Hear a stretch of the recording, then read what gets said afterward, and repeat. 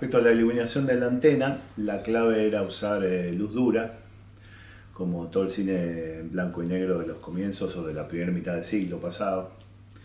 Eh, Eso le venía bien a la historia, esta búsqueda de Esteban Sapir en la película de volver como a los comienzos, a los recursos más primitivos del cine, ¿no? Entonces la luz dura nos daba sombras pronunciadas, mayor brillo en las pieles, zonas de luz y sombra también bastante marcadas. Había nada más un par de personajes que los iluminamos con luz más suave y tenía que ver con una cuestión narrativa, y también en uno de los casos, en el de Niño sin ojo, con necesidades de postproducción, de que les servía que su rostro no tuviera sombras muy pronunciadas para poder borrar más fácilmente los ojos.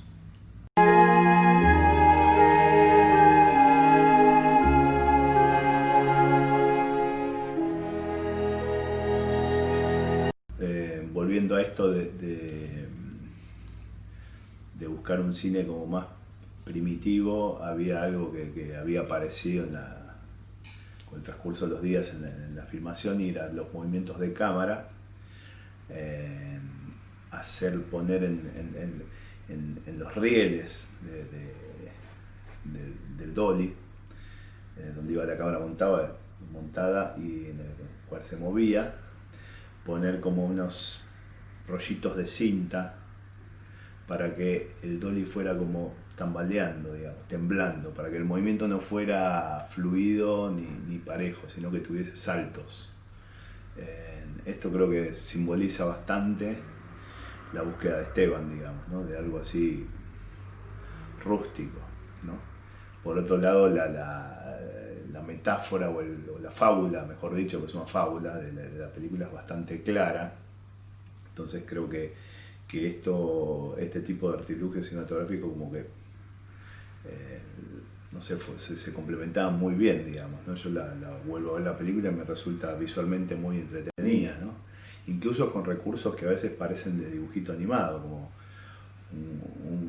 la fachada de una casa entera, en cuadro, y por abajo vemos que pasa una cabecita y cortamos otro plano, no sé si lateral o más corto, y es alguien que llega en una moto, ¿no?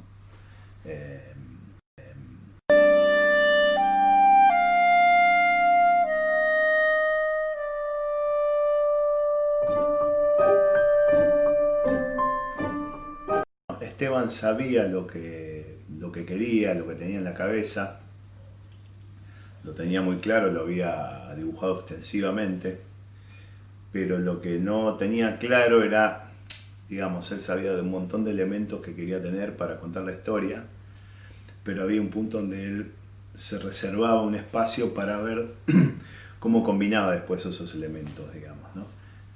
Y a veces ese espacio era solo como de edición, de llevarse variedad de planos para ver cómo armaba esta.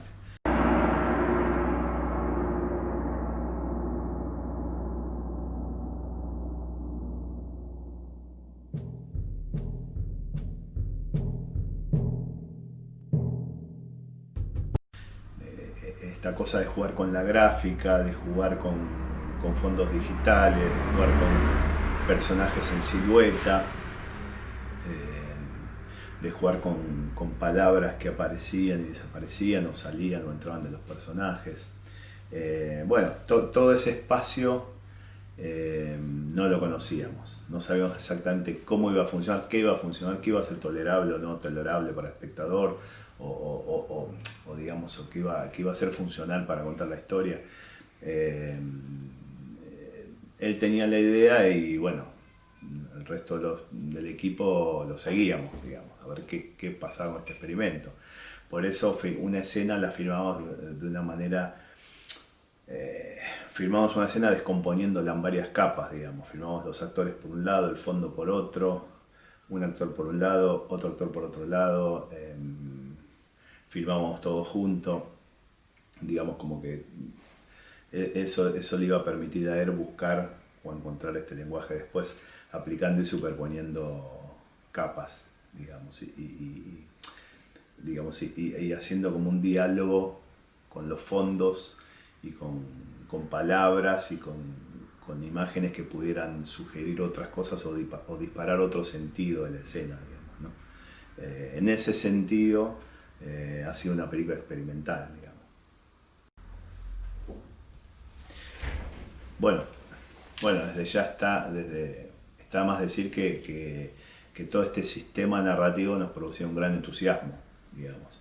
Eh,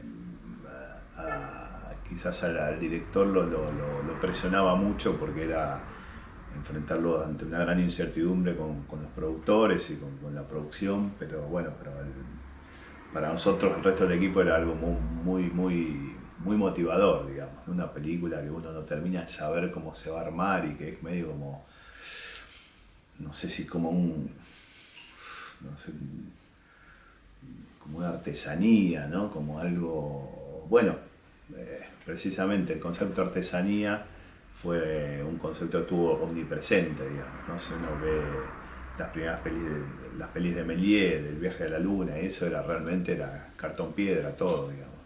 Entonces ese espíritu estaba muy presente. Y tenía una cosa lúdica que, bueno, que a todo el mundo le atraía, digamos, ¿no? Despertaba un gran entusiasmo en los actores también, ¿no? De ver cómo quedaría y eso. Bueno, de hecho la película, el primer corte de la película tuvo cerca de 3 horas y media, me parece. Sí, superó las 3 horas y quedó en 1 hora y media y un poco más, creo. O sea que evidentemente hubo mucho material para jugar, reconfigurar y volver a armar. Una de las cosas interesantes que tenía era que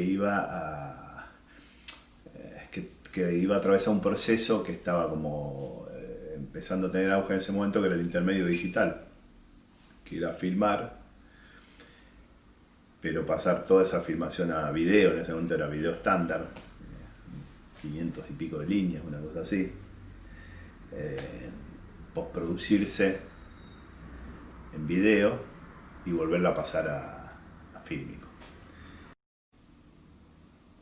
Bueno, eran los albores de lo que es hoy el cine y la proyección digital, digamos, ¿no? Era un momento donde era un híbrido, ¿no? Vos capturabas en fílmico, vos producías digitalmente y volvías a proyectar a fílmico, ¿no?